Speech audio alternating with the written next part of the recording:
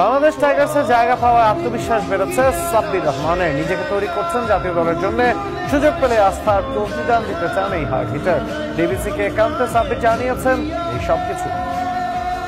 All over 2.5 বছর ক্যাম্পের বাইরে ছিলেন, আসরের বাইরে, এবং বিসিবি সবকিছু।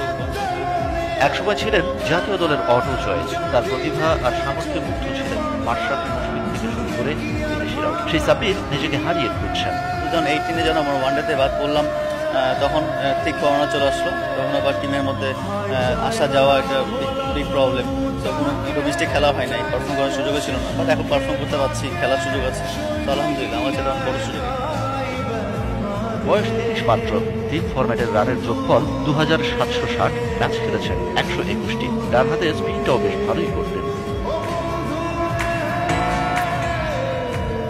জাতীয় দল থেকে বাদ পড়ার পর আর নিজেকে প্রমাণ করার সুযোগই পাননি সাব্বির। সাব্বিরের সামনে আরও একটা সুযোগ, জায়গা পেয়েছেন জাতীয় দলের ছায়া দল বাংলাদেশ টাইগার্সে।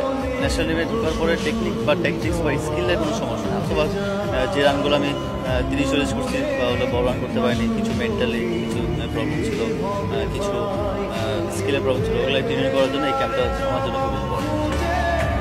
2014 সালে আন্তর্জাতিক ক্যারিয়ারে 22 গজের লড়াই শুরু করেন ধ্বংসী ব্যাটিং দিয়ে। সেই শুরুটা ধরে রাখা গেল না। ব্যাটিংয়ের মতোই লাইফস্টাইলের বেপরোয়া গতি শেষ পর্যন্ত প্রভাব ফেলল ক্যারিয়ারে। 2018-র পর থেকে সাব্বির আর জাতীয় দলে নেই। শুরু শেষ বলে না, আমি এখন যে অপরচুনিটি পেয়েছি এটা গ্র্যাব করার চেষ্টা। Shahan Papon, DBC news, Dhaka.